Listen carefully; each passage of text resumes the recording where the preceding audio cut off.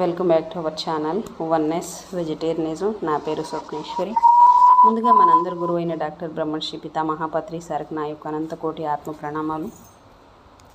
సత్యలోకవాసులకి, దివ్యలోకవాసులకి, మహాకారణలోకవాసులకి, నక్షత్ర లోకవాసులకి, ఏంజల్స్కి, మహావతార్ బాబాజీకి, బుద్ధ భగవానుడికి, తండ్రి మహా ఉపాధ్యాయుడు, మాస్టర్ టీచర్, ఇమోటల్ గురువైన తండ్రి రామ్తా తండ్రికి, సదానంద యోగి మహారాజ్కి, మైకేల్ బాబాయ్కి, యూనివర్స్ నా కోసమై పంపిన తల్లి నితిక ఏంజల్ తల్లికి, హిమాలయ గురువులకి, హిమాలయ పరంపరకి, శంబాలా మాస్టర్స్కి, శంబాలా మాస్టర్స్ యొక్క ఆ శక్తికి, ఎనర్జీకి, శాంతికి, కాంతికి, ప్రేమకి, చైతన్యానికి, త్రిశక్తి స్వరూపిణైన అమ్మవారికి, అలాగే తండ్రి మహాగురువు పరమగురువైన తండ్రి పరమగురువైన సివివి తండ్రికి, పరమగురువులకి, గురువులకి, విశ్వగురువులకి, మహాగురువులకి, కాంతి మాస్టర్స్కి, ఇమోటల్ మాస్టర్స్కి అందరికీ నా యొక్క అనంత కోటి ఆత్మ ప్రణామాలు. ఈ వర్తమాన క్షణంలో ఈ ఎరుకని కలిగించి నాలో ఇంత అద్భుతంగా నడిపిస్తున్న గురువులందరికీ పాదాభివందనాలు. Thank you. మరి రోజులాగే ఈరోజు మరింత జ్ఞానాన్ని, విజ్ఞానాన్ని షేర్ చేయడానికి శాంతా మేడంకి వెల్కమ్ చేసుకుందాం. Madam welcome to our session. Madam, over to you madam. Shanta madam. Thank you madam. Thank you. ముందుగా మన గురువు గారు అయిన బ్రహ్మర్షి పితామహాపత్రి సార్ గారికి, స్వర్ణమాల పత్రి మేడం గారికి నా అనంత కోటి ఆత్మ ప్రణామాలు. విశ్వంలోని గురువులందరికీ కూడా నా ఆత్మ ప్రణామాలు, కృతజ్ఞతలు తెలియజేసుకుంటూ ఈ వర్తమాన క్షణానికి, నా స్వయానికి, ఈ వర్తమాన క్షణంలోని విశ్వానికి కూడా ఆత్మ ప్రణామాలు, కృతజ్ఞతలు. వన్నెస్ వెజిటేరియనిజం టీవీ వ్యవస్థాపకులైన స్వప్నేశ్వర్ మేడం గారికి నా అనంత కోటి ఆత్మ ప్రణామాలు, కృతజ్ఞతలు తెలియజేసుకుంటూ నాకు జన్మనిచ్చిన తల్లిదండ్రులకు, నా కుటుంబ సభ్యులకు కూడా ఆత్మ ప్రణామాలు, కృతజ్ఞతలు తెలియజేసుకుంటూ ఈరోజు హిమాలయ రహస్యాలు అనే పుస్తకంలో పైలట్ బాబా అనుభవాలు అనే అంశాన్ని మేము ఇక్కడ చెప్పుకుంటున్నాము. Thank you. మీరందరూ సహకరిస్తున్న మీ అందరికీ కూడా థ్యాంక్ యూ. 27 అధ్యాయాలు అయిపోయినాయి. 20 చివరిలో కొంచెం చెప్పుకున్నాము. అంటే టిబెట్ కు చెందిన తాంత్రికులతో చాలా కాలం గడిపారంటేనా వారు వీటికి దూరంగా ఉండమని ఈయనకి హితవు చెప్పారు. వాటిలో దాగి ఉన్న ప్రమాదాన్ని గురించి హెచ్చరించారంట. నేను అదే పనిగా వేడుకొని తాంత్రిక రహస్యాలను వారి వద్ద నేర్చుకున్నాను. అనుభవం కోసం కొన్ని ప్రయోగాలు చేశాను, కానీ వాటిని నేను స్వీకరించలేదు. నేనెప్పుడూ యోగినే, చివరి వరకు అలాగే ఉంటాను. తాంత్రిక యజ్ఞాలు చేసేవారు దుష్ట గ్రహ నక్షత్రాలను, దుష్ట శక్తులను ఆవాహన చేస్తారు. వాటి వల్ల తాత్కాలిక ఫలితాలు కలుగుతాయి. ఇంకా అధిక శక్తి గల తాంత్రికుడు ఆ ఫలితాలను నిర్వీర్యం చేయగలడు. సాత్విక గుణం గల సాధకుడు తాంత్రిక క్రియలకు విరుగుడు చేయగలడు. అతడే గనుక యోగి అయినట్లయితే తాంత్రికుడిని అవలీలగా జయించగలడు. తాంత్రికులందరికీ నా విజ్ఞప్తి ఏమంటే, ఇటువంటి అరిష్టదాయకమైన అభ్యాసాలు మానివేయమని, వారి సిద్ధులను దేశహితం కోసం ఉపయోగించవలెనని కోరుతున్నాను. కలుషిత భావాలు కాలసర్పం వలె కాటేయక మానవు. ప్రతి తాంత్రికుడు మృత్యు సన్నిధిలో నిలబడి ఉన్నాడు. అతడు కాళీని ఆవాహన చేస్తాడు కాబట్టి సులభంగా బలైపోతాడు. పడ్రోనాలో నా సమాధి వలన నూతన చైతన్యం వచ్చింది. చట్ట విరుద్ధ కార్యకలాపాలు చాలా వరకు తగ్గిపోయాయి. సాధారణ ప్రజలు ఉపశమనం పొందారు. పేదలకు ధనికులకు మధ్య అంతరాలు క్రమంగా తగ్గిపోసాగాయి. పవిత్రమైన గంగా జలాలు తనతో కలిసే మురుగు కాల్వలను శుద్ధి చేసుకుంటూ ప్రవహిస్తాయి. ఏ మతానికి, కులానికి, వర్గానికి చెందిన వారైనా స్వేచ్ఛగా అందులో మునగవచ్చు, శుద్ధి పొందవచ్చు. నేను గంగా నదిలా ప్రవహించటానికి ప్రయత్నించి శాంతి, సామరస్యాలు, సమత్వ సందేశాన్ని ప్రజలలో వ్యాపింపజేశాను. ఇంతవరకు అయితే అయిపోయింది. 27వ చాప్టరు, 28వ చాప్టరు రంజాన్ మియా అనే శీర్షికతో ఇచ్చారు ఇక్కడ.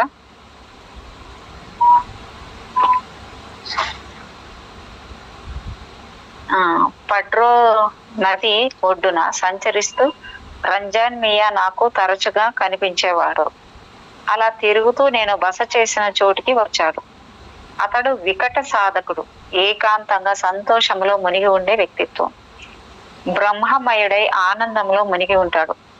రంజాన్ మియా ప్రతిదినం ఒక మూలకు వచ్చి మౌనంగా తన విచార తరంగాల ద్వారా నన్ను ప్రభావితం చేసి అన్నీ చెప్పేవాడు. అతడు పడ్రోనాలో పిచ్చివాడు, పిల్లలకు వినోద సాధనం. అతడికి నా సందేశం నచ్చింది, అలాగే చేస్తుండమని నన్ను ప్రోత్సహించాడు. రంజాన్ మియా దిగంబర పకీరు. నేను పడ్రోనా ప్రజలకు అతని మహత్వాన్ని పరిచయం చేశాను. అతడు మాట్లాడేవాడు కాదు, హీ హీ హీ అని నవ్వుతూ ఉండేవాడు. మనస్థిమితం లేకుండా బాధపడే వారిని నా దగ్గరకు పంపేవాడు. వారికి నేను మనశ్శాంతినిచ్చి ఊరడించేవాడిని. అలాంటి వారిలో అరుణ్ రాయ్ ఒకడు. అతడు మానసికంగా స్థిరత్వాన్ని కోల్పోయి ఉద్వేగాలకు గురి అవుతుండేవాడు. జగదంబ ఆశీస్సులు ఉన్నప్పటికీ ఏవో ఒత్తిడులకు లోనే తనను చూసి తానే భయపడే స్థితికి వచ్చాడు. రంజాన్ మియా అతడిలో దాగి ఉన్న శక్తిని గ్రహించాడు. అతడికి గొప్ప భవిష్యత్తు ఉందని తెలుసుకున్నాడు. ఆ ఫకీరు జోష్యం ఫలించింది. అరుణ్ రాయ్ తర్వాత కాలంలో స్వామి నిత్యానందంగా ప్రసిద్ధి చెందాడు. హిమాలయాల్లో మహావతార్ బాబా కృపను పొందాడు. ఆయన గుహకు సమీపంలోనే నివసించసాగాడు. పడ్రోనా ప్రజలలో సోమరితనాన్ని పారద్రోలి నవ చైతన్య స్ఫూర్తిని కలిగించాను. నా ప్రవచనాలలో ఆత్మ చైతన్యమే ప్రధాన విషయం. అవి విన్న వారిలో కూడా దీక్ష తీసుకోవాలనే కాంక్ష కలిగింది. అంతఃశక్తి ప్రేరితులై ప్రజలు మంత్రజపం మొదలు పెట్టారు. అన్ని వర్గాలకు చెందిన స్త్రీ పురుషులు దీక్ష కోసం నా దగ్గరకు వచ్చేవారు. యువతరం వారిలో దీక్ష తీసుకోవాలనే ఉత్సాహము పెద్దవారిని మించిపోయింది.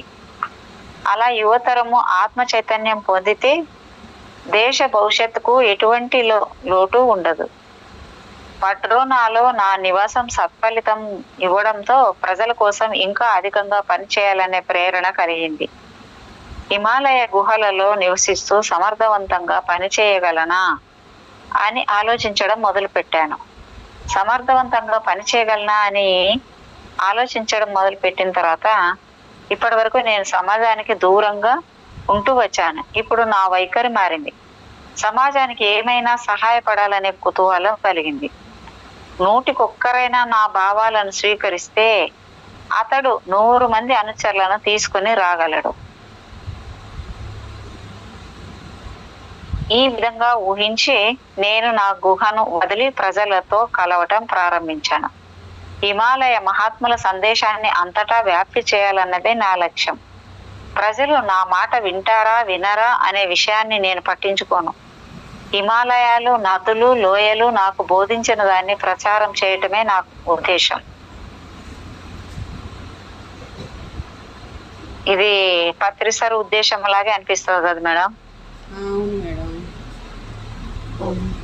వింటారా వినరా అని తర్వాత పక్కన పెట్టి ఆయన బోధించడం ఒకటే పని పెట్టుకున్నాడు. అంతే కదా మేడం.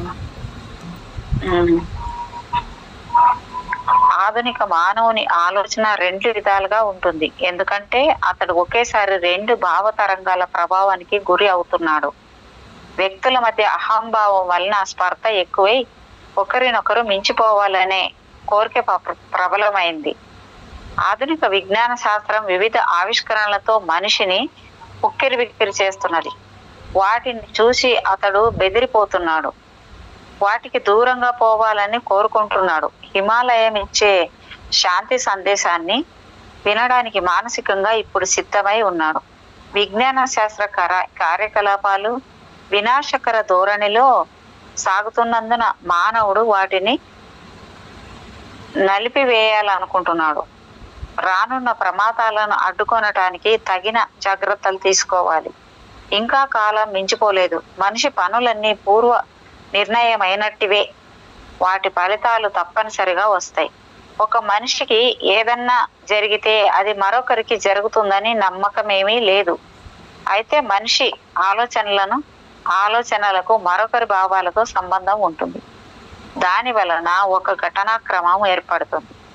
నా సమాధి ప్రయోజకత్వాన్ని అర్థం చేసుకుంటే ఎవరైనా భవిష్యత్తులో తన తోటి వారికి మార్గదర్శనం చేయగలుగుతారు.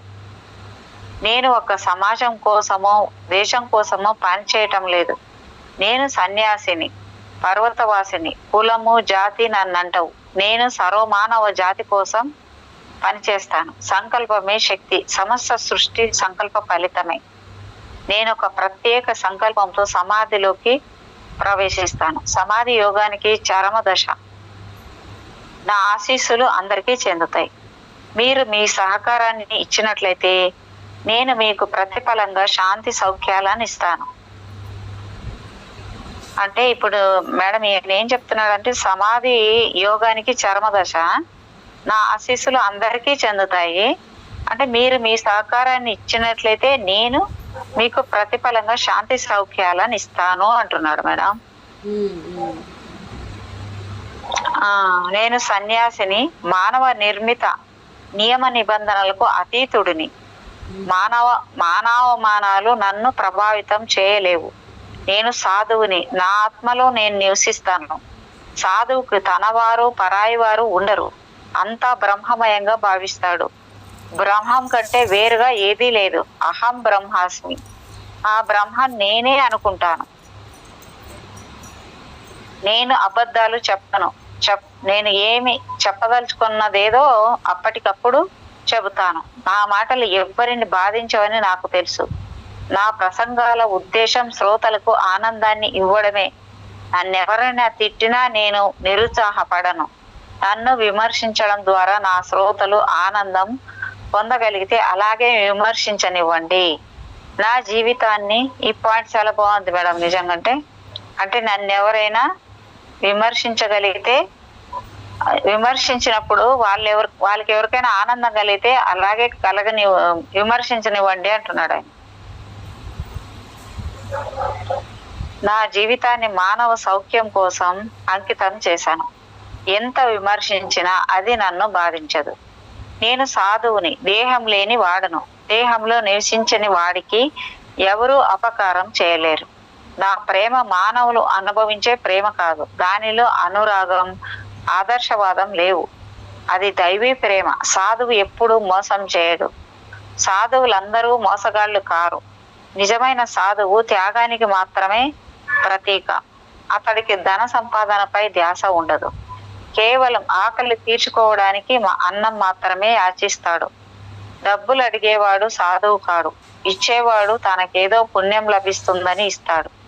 అమాయకులు మోసపోతారు. ధనవంతులు ధర్మం పేరుతో సాధువులకు పెద్ద విరాళాలు ఇస్తారు.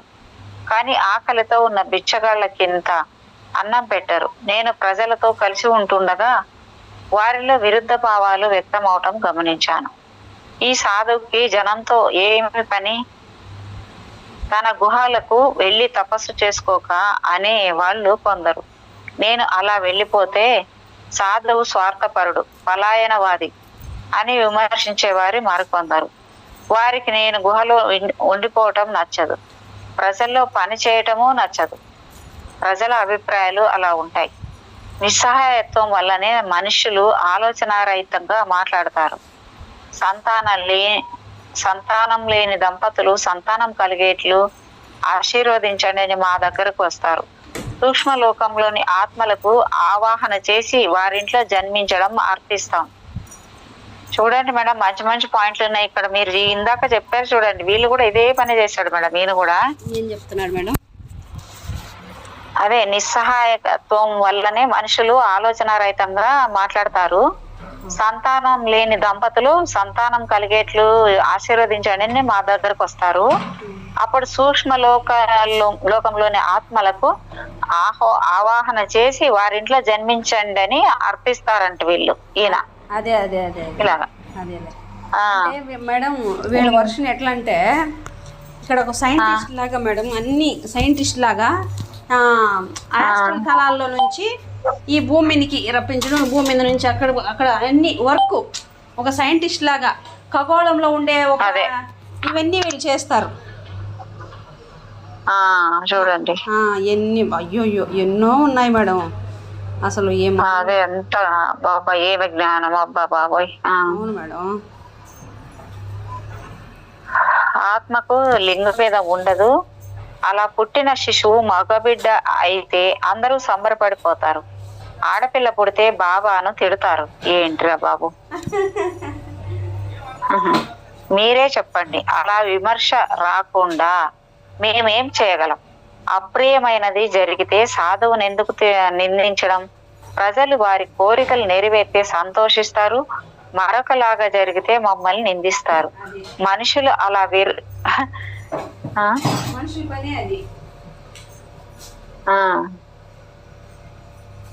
మనుషులు అలా విరుద్ధ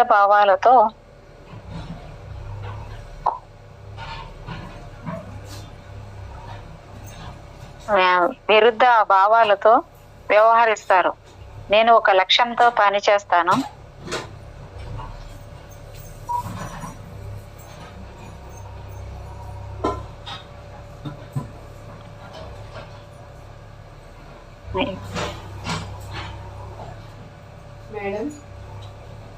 మేడం కేజీలు ముందుకు ఎగిరే మేడం. ఎందుకో ఒక్కోసారి అట్లే ఎగిరిపోతాయి మేడం ముందుకి.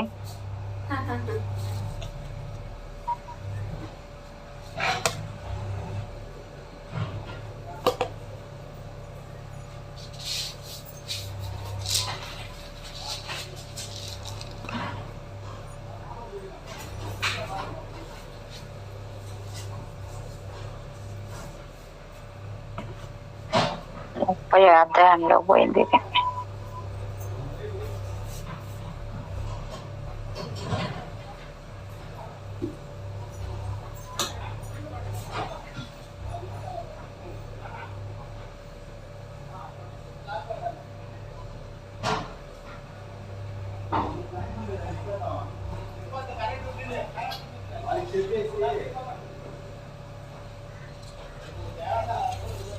ఇక్కడ మనుషులు అలా విరుద్ధ భావాలతో వ్యవహరిస్తారు. నేను ఒక లక్ష్యంతో పని చేస్తాను. నా సందేశాన్ని ప్రచారం చేయాలని, నా ప్రసంగాల వల్ల ప్రయోజనం ఉంటుందనుకుంటే అనుసరించండి, పనికిరానివి అనుకుంటే వదిలివేయండి. నేను సర్వసంగ పరిత్యాగిని. తల్లిదండ్రులను, తోబుట్టువులను, మిత్రులను, సిరి సంపదలను పరిత్యజించి సంఘ నియమాలకు ఉల్లంఘించి ఒక ఉద్దేశంతో అన్ని బంధనాలను మరచి విముక్తం కావాలని. కాబట్టి నా భావాలను ఎవరు నియంత్రించలేరు. నాకు భవిష్యత్తులో జరగబోతున్న వాటి సూచనలు తెలుస్తాయి. అయినప్పటికీ చాలా మంది నిస్సంకోచంగా నాతో అబద్ధాలు ఆడతారు. వాళ్ళ తెలివి తక్కువతనానికి నవ్వుకుంటాను. చెడు అలవాట్లతో తమ జీవితాన్ని నిరర్థకం చేసుకుంటున్నారు. వాళ్ళ పూర్వజన్మ సంస్కారాలు వాళ్లను సరియైన త్రోవ చూపించవు. వారిని వారి సాంఘిక నేపథ్యాన్ని నిందించక అంతకాలానికి వదిలివేస్తాను. మనిషి చివరికి కాలం చెప్పు చేతుల్లో నడవక తప్పదు. ఒకరు గెలిస్తే మరొకరు ఓడిపోక తప్పదు. అది ప్రకృతి ధర్మం. ఇందులో సాధువు చేయగలిగింది ఏమీ లేదు. అందువలన కోరిన ఫలితం లభించినప్పుడు సాధువును నిందించడం అవివేకం. కార్యసాధనకు ఏమి చేయాలో అది మాత్రమే సాధువు చెప్పగలడు. ఫలితం పొందాలంటే అతడు చెప్పినట్లు చేయాలి. సెమారాలో ఒకనాడు జితేంద్ర సింగ్ ఇంట్లో ఉన్న సమయంలో అసాధారణ రీతిలో చిన్ననాటి జ్ఞాపకాలు నన్ను ముసురుకున్నాయి. గతమంతా నా చుట్టూ తిరుగుతున్నట్లు అనిపించింది. నా ప్రియమైన తల్లి రూపం నా కళ్ళ ముందు మళ్ళీ మళ్ళీ కనిపించసాగింది. దాంతో అనేక గత స్మృతులు పెళ్ళికి వచ్చాయి. గబగబా నా సామాను సర్దుకుని పడ్రో నాకు బయలుదేరాను. అక్కడికి చేరేటప్పటికి మా తండ్రి రాజా చంద్రప్రతాప్ నారాయణ సింగ్ కనిపించి ఆనందాశ్చర్యాలు కలిగాయి. ఒక్క క్షణం పాటు నిర్ఘాంతపోయాను. నా గత స్మృతులు ఇలా రూపం ధరించాయే అనుకున్నాను. 16 ఏళ్ల తర్వాత మొదటిసారిగా నా కుటుంబాన్ని గురించి ఆలోచించసాగాను. అవసాన దశలో అమ్మ ఉన్నప్పుడు కడసారి చూపుకు మాత్రమే తిరిగి వెళ్ళాలని ఒట్టు పెట్టుకున్నాను. ఆనాడు ఎందుకో ఆమెను చూడాలనే కోరిక ప్రబలమై నన్ను కదిలించింది. ఆత్మ సంయమనం ద్వారా ఆ కోరికను అణిచివేసి పరశురాముని తపోభూమి అయిన సాహేనాగు వెళ్ళాను. సమయం సరళంగా గడిచిపోతున్నది. అప్పుడు హృదయ నారాయణ సింగ్ వచ్చాడు. నా సమక్షంలో వేలాది మంది కూర్చొని ఉన్నారు. నేను ఆయనను గుర్తించలేదు. పరశురామ్ సింగ్ ద్వారా ఆయన నా దగ్గరకు వచ్చి వెక్కి వెక్కి ఏడవసాగాడు. ఆయన పరిస్థితి చూసి నేను చకితుడనయ్యాను. బీహార్ కేసరి అని చెప్పదగిన వ్యక్తి ఇలా తల్లిని కోల్పోయిన తనయుడిలా రోధించడం చూసి ఉపశమన వాక్యాలు చెప్పి ఊరడించాను. ఏడుపు ఆపి ఆయన ఇలా అన్నాడు, మనమిద్దరం ఒకే కొమ్మకు పూచిన పువ్వులం. నేనేమో రాజ్యభోగాలు అనుభవిస్తుంటే నీవేమో సన్యాసివై బిచ్చమెత్తుతున్నావు. నీ సంస్కారాలు ఉన్నతమైనవి. నేను పెద్దవాడినైనా దారి తేను తెలియక తిరుగుతున్నాను. నీ దగ్గర ఏమీ లేకపోయినా పరమానంద ప్రాప్తి పొందావు, సుఖంగా ఉన్నావు. నాకు అన్నీ ఉండి కూడా సుఖం లేదు. నీకు అన్నీ తెలిసినా కూడా నీ రూపంలో చూసి దుఃఖితుడు అవుతున్నాను ఎందుకో అంటూ మళ్ళీ రోధించసాగాడు. నేను ఆయనను ఇలా సముదాయించాను.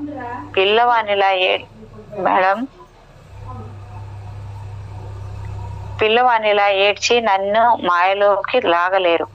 ఒకే చెట్టుకు పూసిన పూలన్నీ దేవత శిరాన్ని అలంకరించడం లేదు. ఎవరి సంస్కారాలు వారివి. నా సంస్కారాలు నన్ను ఇలా తెచ్చి పడవేసినాయి. అది నా జీవిత పథం. నేను దేనికోసం వెతుకుతున్నాను, అది లభించింది. నేను లక్ష్య సిద్ధి పొందాను. ఇప్పుడు నేను ఇలా సంచరిస్తున్నాను. సంచారమే నా జీవన ధర్మమైంది. సభ్యతను సంస్కృతిని పునరుద్ధరిస్తూ నేను నా మార్గంలో పయనిస్తుంటాను. హృదయ నారాయణ నాకు అన్న అవుతాడు. మా తల్లిదండ్రులకు నేను చివరి సంతానాన్ని. ఆయన మా జన్మ స్థలమైన ససారం రావాలని ఆహ్వానించాడు. నాకు ఏం చెప్పాలో తోచలేదు. అప్పుడు ఆయన ఇలా అన్నాడు, బుద్ధుడు తన గృహాన్ని దర్శించాడు. తన పుత్రుడికి సోదరుడికి దీక్ష ఇచ్చి బోధిత్వ పరిచయం చేశాడు. నీవు కూడా ఇంటికి రావాలి. అన్నలకు, అక్కలకు, బంధువులకు ఆత్మతత్వాన్ని బోధించాలి. నిన్ను ఒకసారి ఇంటికి తీసుకొని రావాలని తండ్రి సంకల్పం. తల్లి కూడా నీ కోసం ఎదురు చూస్తున్నది. నేను మౌనంగా ఉండిపోయాను. నా ఎదురుగా అగ్ని హోత్రం మటుతున్నది. అక్కడే యజ్ఞ మండపం నిర్మాణం అయింది. నా సమాధి స్థలం కూడా నా కోసం సిద్ధంగా ఉన్నది. నాకిప్పుడు అగ్ని పరీక్ష ఎదురైంది. ఇంతలో పరశురామ్ సింగ్ రావటం జరిగింది. మా అన్న భావోద్వేగంతో ఆయనతో ఇలా చెప్పాడు, ఇతడు నా చిన్న తమ్ముడు. ఇంతకు పూర్వం పైలట్ గా ఉండేవాడు. అతడికి ఒక సొంత విమానం కూడా ఉంది. తేయాకు తోటకు యజమాని. యాపిల్ తోట కూడా ఉండేది. 16 ఏళ్ల తర్వాత మేము మళ్ళీ కలుసుకున్నాం. మమ్మల్ని అందరినీ వెనుక వదిలేసి ఎక్కడికి చేరాడో చూడండి. మీరు ఇతడిని తీసుకొని మా ఇంటికి రండి. మేము అతడిని బుద్ధ భగవాన్లా సంభావించి స్వాగత సన్మానాలు చేస్తాం, సాధువుగా పూజిస్తాం. మా కుటుంబమే గాక ఆ ప్రాంత వాసులంతా ధన్యులైనట్లు భావిస్తారు. మేమంతా దీక్ష తీసుకుని మా సంస్కారాలను మార్చుకుంటాం. ఒక్కసారి అతడిని తప్పకుండా తీసుకుని రండి. నేను అన్నకు విశ్రాంతి తీసుకోమని చెప్పాను. రాత్రి అంతా ప్రయాణం చేసి అలసిపోయి ఉన్నాడు. అయినా నా మాట వినలేదు. నా చేత వస్తానని వాగ్దానం చేయించాలని ఆయన పట్టుదలతో ఉన్నాడు. ఎప్పుడు బయలుదేరి తేల్చుకోవాలనే కోరికతో ఉన్న అప్పుడు ఆయనతో ఇలా చెప్పాను, కాలమే స్వయంగా నన్ను తీసుకుని వస్తుంది. నేను వస్తాను. నాకు దేనిపైన ఆసక్తి, అనురాగం లేవు. 16 ఏళ్ల తర్వాత మీరు కలిశారు. నేను కోరుకున్నది జరిగింది. నేను ఇంటికి వస్తాను. మీకు కబురు చేస్తాను. ఆ విధంగా వాగ్దానం చేసి వశిష్ఠమణితో తోడిచ్చి ఆయన్ను పంపివేశాను. పాఠశాలలో పడుకునేందుకు ఏర్పాటు చేశాను. నేను సోహనాగ్లో ఉన్నాను.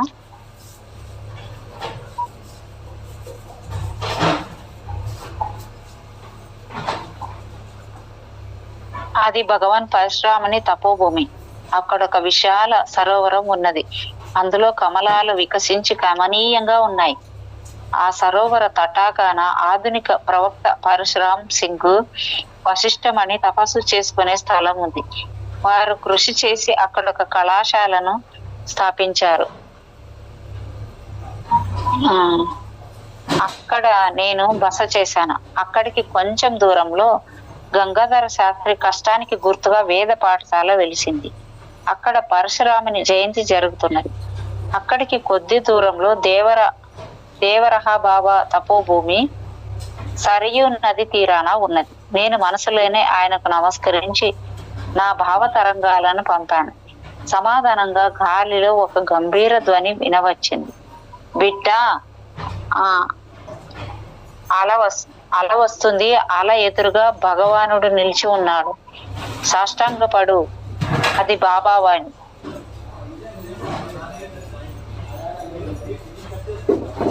భక్త శిరోమణి పరమత తపస్వి దేవరహ బాబా మాటల్లోని అర్థ గాంభీర్యాన్ని ఆలోచన చేయసాగాను. అల్ప శబ్దాలలో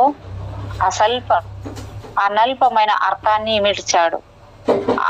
అలా ఉంది బిడ్డ, అలా వస్తుంది అనే 4 మాటలలో సంపూర్ణ యోగాన్ని సరళ రూపంలో వ్యక్తం చేశాడు. ఆ మహాపురుషుడు ఎంత తేలికగా ప్రేమ గంగను ప్రవహింపజేశాడో. అలా వస్తుంది. అలా ఎటువంటిది? నదీ తరంగమా, సాగర తరంగమా, వాయు తరంగమా, లేక భోగమయ జీవనంలో లేచే తరంగమా? నీ జీవనంలో ఇప్పుడు లేస్తున్నటువంటి ఆశా తరంగమా? తరంగాలను చూడండి, ఎన్ని రకాలు. ఒకటి పూర్ణిమ నాడు చంద్రుని చూచి ఉప్పొంగే సాగర తరంగం. మరొకటి మనసులో ఉత్తేజాన్ని సృష్టించేది స్త్రీ పురుష ఆకర్షణని ప్రేమగా మార్చివేసి తరంగం. ఇంకొకటి మనిషి తన లోపలి మనిషిని గుర్తించడానికి వచ్చేది ఇంకొక తరంగం. అలా వచ్చినప్పుడు ఆ మనిషి ఆత్మమయుడు, బ్రహ్మమయుడు, రామమయుడు, విష్ణుమయుడు, శివమయుడు అయి ఆ అలలో కొట్టుకుని పోతాడు. యోగం యొక్క కుండలిని రూప తరంగం నీకు పరిచితమైనది. కుండలిని తరంగం లేస్తే బ్రహ్మాండమంతా మీదే అయిపోతుంది. జీవితంలో మళ్ళీ అలలు లేచి మనిషిని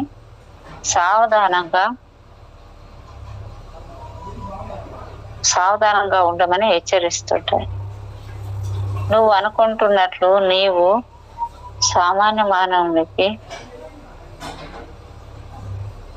సామాన్య మానవుడిని కావని తెలియజెప్పుతుంటాయి.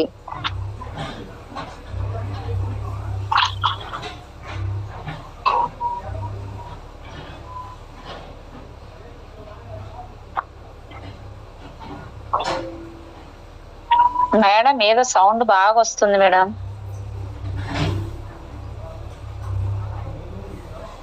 మేడం,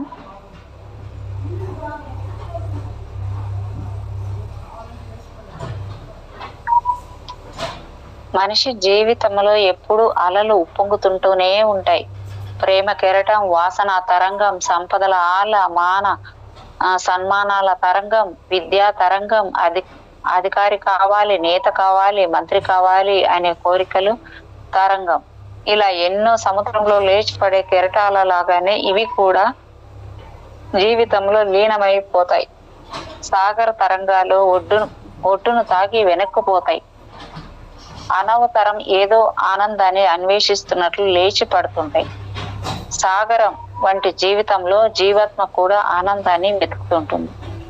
పరమానందం లభించే వరకు ఈ అన్వేషణ కొనసాగుతుంది. జీవితంలో అలలు లేస్తూనే ఉంటాయి. కుండలిని జాగృతమైనప్పుడు వైరాగ్యం తరంగంలా లేస్తుంది. అప్పుడు జీవుడు ఆనంద తరంగాల్లో ఓలాడతాడు. ఈ ఆనంద లహరి విష్ణు సంబంధమైనది కావచ్చు, శివ సంబంధమైనది కావచ్చు, లేక బ్రహ్మమయ ఆకాశం లాంటిది కావచ్చు. మానవ జాతి మేలు కోరి అగ్నిలా మండాలనే కోరిక కూడా ఒక రకమైన తరంగమే. ఈ ప్రకృతి తరంగాలు నిర్మాణానికి ప్రతీక. అపాన వాయువు రూపంలో తరంగం లేచినప్పుడు ప్రాణవాయు రూపంలోని తరంగంతో ఢీకొని శరీరంలో తుఫాను సృష్టిస్తుంది. ఈ తరంగాలను యోగి తన వశం చేసుకుని ఆనంద బ్రహ్మాండంలో విహరిస్తాడు. అందుకనే దేవర హవా బాబా జగత్తులోని ప్రాణులలో పిల్లులలో చేతనా తరంగం వస్తుందని చెప్పాడు. సరయు తీరంలో ఆ మహాపురుషుడు తన తపస్సు ద్వారా శాశ్వత ప్రేమ తరంగాలను ప్రసరింపజేస్తున్నాడు. 160 సంవత్సరాల క్రితం దేవి కాళీ దుబేగా జన్మించి ఆత్మ చైతన్యాన్ని పొంది ఆధ్యాత్మిక ఔన్నత్యం సాధించాడు. 16 ఏళ్ల పడుచు ప్రాయంలోనే ఆయన వైరాగ్య లహరిలో పడ్డాడు. సరయు నదికి కొన్ని మైళ్ళ దూరంలో ఉమరియా గ్రామంలో జన్మించి పొలాల్లో మైదానాల్లో తిరుగుతూ ఆ ఆనంద లహరిలో పోతుండేవాడు. 16 ఏళ్ల వయసులోనే తన గ్రామానికి కస్తాన్ గంజి జనపదానికి మనసులోనే నమస్సులర్పించి ఆధ్యాత్మిక చైతన్య లహరిలో పడి వెళ్ళిపోయాడు. భారతదేశం ఆయనకు రామమయ, విష్ణుమయ, కృష్ణమయ తరంగాల్లో తేలియాడమనటానికి ప్రేరణ ఇచ్చింది. భారత ఖండమంతా తిరుగుతూ దేవకాళి దుబే దేవరహన బాబాగా చరిత్ర నిర్మించాడు. గంగా నది ఇచ్చిన ప్రేరణతో తన జ్ఞానాన్ని నలుదిక్కులా ప్రసరింపజేశాడు. మేడం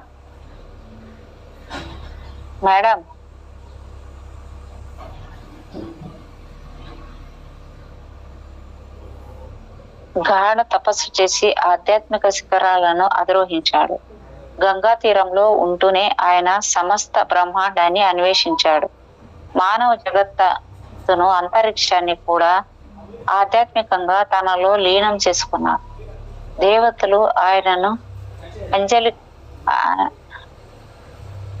దేవతలు ఆయనకు అంజలి ఘటించారు. కిన్నరులు పుష్పం వర్షం కురిపించారు. వేదాలు, పురాణాలు ఇచ్చే జ్ఞానమంతా ఆయన నుంచి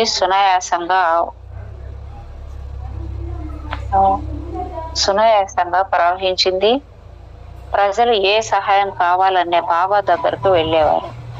నెహ్రూ, రాజేంద్ర ప్రసాద్, గోవింద్ వల్లభ్ పంత్ వంటి అగ్రనేతలు మార్గదర్శనం కోసం ఆయన సన్నిధికి వెళ్ళేవారు. యోగానికి ఆయన చేసిన సేవ చిరస్మరణీయమైనది. నా భావాలను భావాలతో అనుసంధానం చేసి చూడక ఆయన ఉన్న నదీ తీరంలో జరుగుతున్న కార్యకలాపాలన్నీ స్పష్టంగా కనిపించాయి. ఆయన గిరిజా శంకర్ అనే పారిశ్రామికుడికి పండ్లను ఇవ్వటం చూశాను. ఆ పండ్ల బుట్టను నాకు ఇవ్వని బాబా చెబుతున్నాడు. గిరిజా శంకరు ఆ పండ్లను తెచ్చి నాకు ఇచ్చాడు. బాబా ఆశీర్వచనాలతో లభించిన ప్రసాదంగా దాన్ని స్వీకరించి ఆనందించాను. యాపిల్ పండును చేతిలోకి తీసుకోగానే అంతలో బాబా ముఖం కనిపించింది. క్రమంగా ఆ రూపం పెద్దదై ఆయన నా ఎదుట నిలబడ్డాడు. కానీ ఆ దృశ్యం ఎక్కువసేపు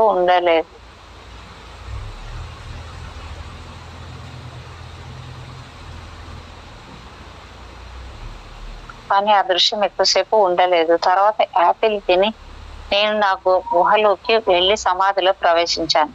సూక్ష్మ శరీరంతో బాబా ఆశ్రమానికి వెళ్ళాను. భారతీయ రాజకీయాలను గురించి చింతిస్తున్న ఒక అసాధారణ వ్యక్తిని కలిశాను. బాబా ఆమెతో ఓదార్పుగా మాట్లాడాడు. ఆమె ముఖంలో ఆశా కిరణాలు వెలుగు కనిపించింది. తదుపరి సంఘటనలకు రూపురేఖలు ఏర్పడసాగాయి. ఆ వ్యక్తి ఎవరో కాదు, బాబా సలహా తీసుకొనడానికి వచ్చిన ఇందిరాగాంధీ.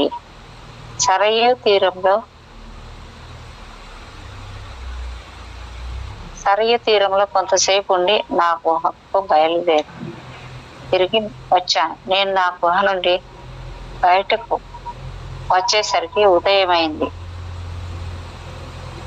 నిత్య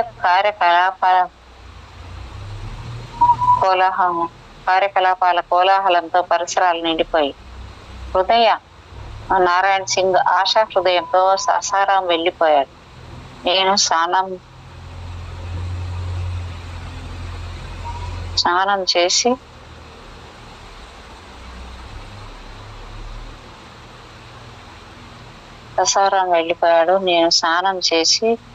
ముందు అనుకున్నట్లుగానే వేలాది మంది ప్రేక్షకుల సమక్షంలో సమాధిలో ప్రవేశించాను.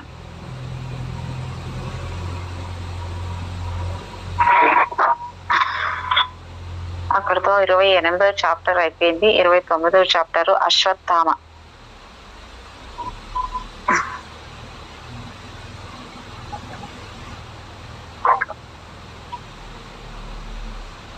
సమస్త సృష్టికి తలమానికం మానవ జీవితం.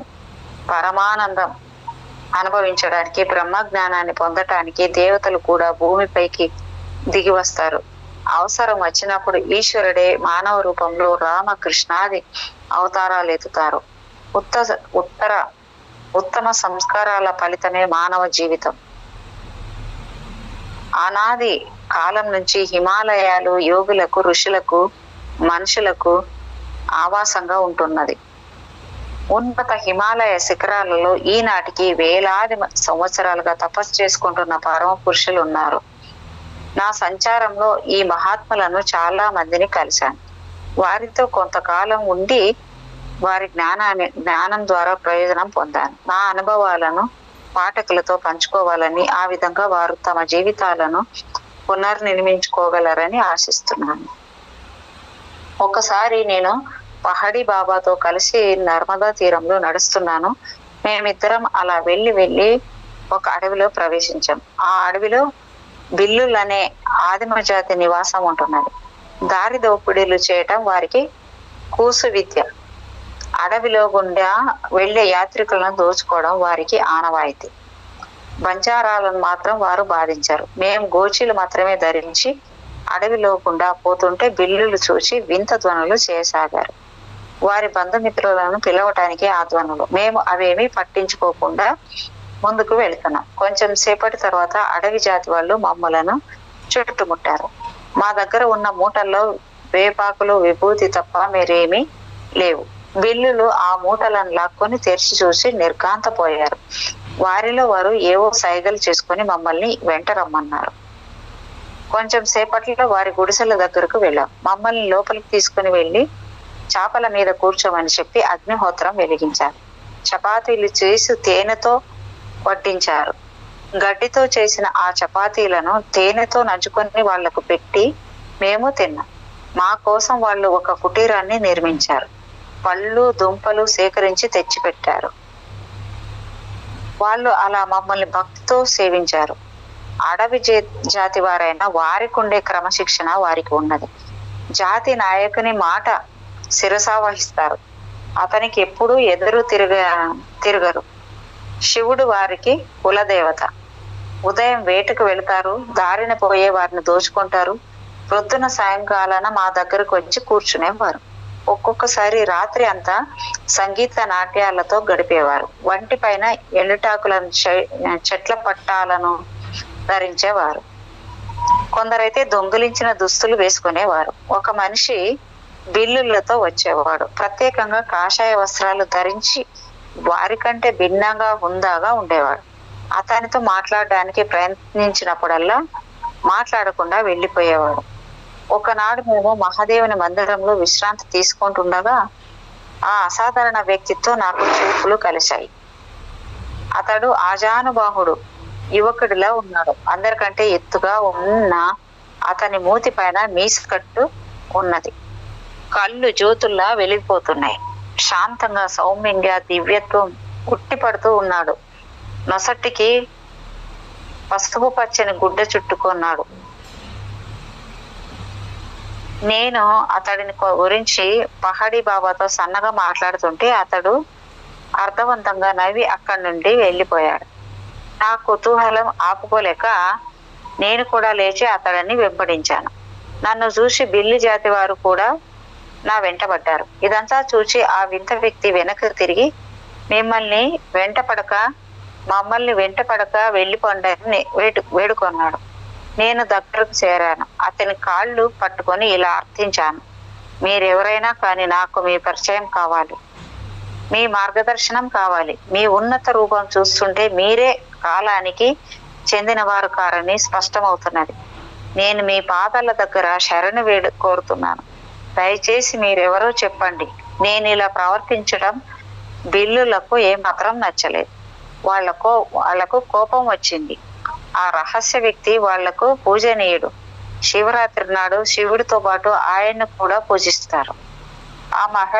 ఆ మహా వ్యక్తి బిల్లులకు శాంతించమని చెప్పి నన్ను ఆలింగనం చేసుకొని ఇలా అన్నాడు. కపిల్, నేను ద్రోణాచార్యుని పుత్రుడైన అశ్వత్థామను. మహాభారత కాలంలో సేనాపతిని.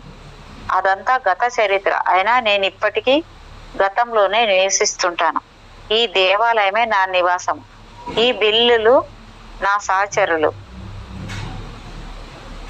ఎప్పుడో ఒకసారి హిమాలయాలకు పోయి కృపాచార్యులను, విదురుడిని కలుస్తుంటాను. ఎక్కువ భాగం ఇక్కడ ఈ ఆదిమవాసుల జీవితంలో పాలు పంచుకుంటాను. మాకైతే కాలం నిలిచిపోయింది. కృపాచార్యులు, విదురుడు అప్పుడప్పుడు ఇక్కడికి వస్తూ ఉంటారు. అప్పుడు ఇది ఒక చిన్న హిమాలయం అవుతుంది. గోరఖ్నాథ్జీ కూడా ఎప్పుడన్నా కలుస్తూ ఉంటారు. ఆయన దర్శనం అయితే ఆశీర్వాదం లభించినట్లే. ఆయనతో కలిసినప్పుడు ప్రాచీన బ్రహ్మాండాన్ని తలుసుకొని జీవులెల్లా జనన మరణ చక్రంలో తిరుగుతుండేది గమనిస్తాం. మేము పరివర్తన చెందే వాళ్ళం కాము. జీవితంతో మేము రాజీ పడ్డాం.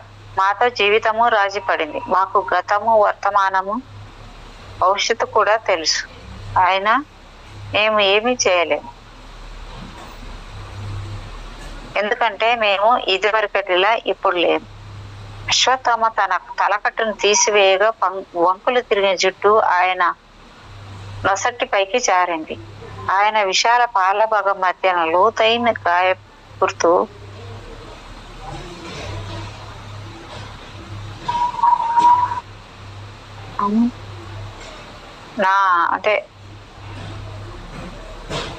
అశ్వత్థామ తన తలకట్టును తీసివేయగా వంకుడు తిరిగిన జుట్టు ఆయన నొసటి పైకి జారింది. ఆయన విశాల పాల భాగం మధ్యన లోతైన గాయపు గుర్తులు ఉంది. అందులో నుంచి వింత కాంతి వస్తున్నది. నా నొసటి పైన ఈ మణి పోవటం వల్లనే నా యుద్ధపు టెత్తుగడలు దైవీ శక్తి అంతం అందినాయి. అన్ని శక్తులు నన్ను వదిలివేశాయి. అయితే అందుకు ప్రతిఫలంగా అమరత్వం అనే వరం లభించింది. కృష్ణుడు, పాండవులు ఈ చిరంజీత్వాన్ని తొలగించలేక పోయారు. అప్పటి నుంచి నేను ఈ భూమి మీద జీవిస్తున్నాను. నా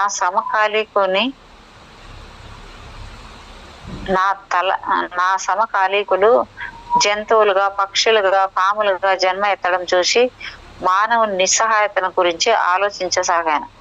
మనిషి జన్మ ఎత్తి అజ్ఞానంతో కొన్ని పనులు చేసి పక్షులుగా, పశువులుగా పునర్జన్మ ఎత్తుతారు. ఆ విధంగా జనన మరణ చక్రంలో చిక్కుకుంటారు. నేను ఈ చక్రంలో బంధితుడిని కాలేదు. గతంలో నేను ఎవ్వరికి మార్గదర్శనం చేయలేదు.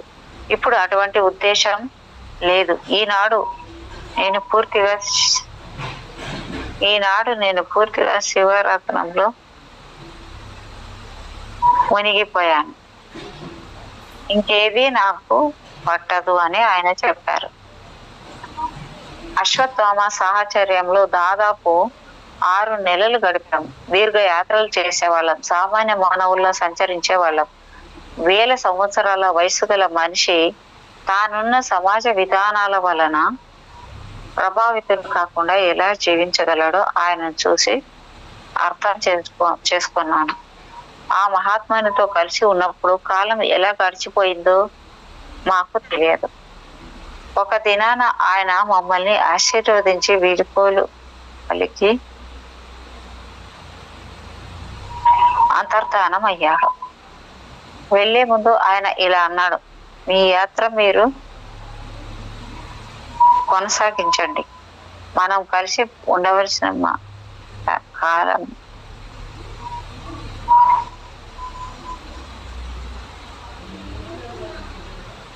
మీ యాత్ర మీరు కొనసాగించండి. మనం కలిసి ఉండవలసిన కాలం సమాప్తమైంది. ఆ తర్వాత నర్మదా పరిక్రమాన్ని మేము మళ్ళీ కొనసాగించాం. దారిలో అదే పనిగా ఉన్న ఒక యువ భక్తుడు తారసిల్లాడు. ఒకనాటి ఉదయం నదిలో స్నానం చేస్తుండగా ఒక పెద్ద పాము మా వైపు వచ్చింది. మొదట పరిగెత్తి పారిపోవాలనిపించింది, కానీ ఏదో శక్తి మమ్మల్ని కట్టిపడివేసింది. నేను దాని కళ్ళలోకి చూడగా ఒక్క క్షణము భయపడింది, కానీ వెనక్కి వెళ్ళటానికి మారుగా బుసకొట్టుకుంటూ వేగంగా మీదకు వచ్చి మమ్మల్ని భయభ్రాంతుల్ని చేసింది.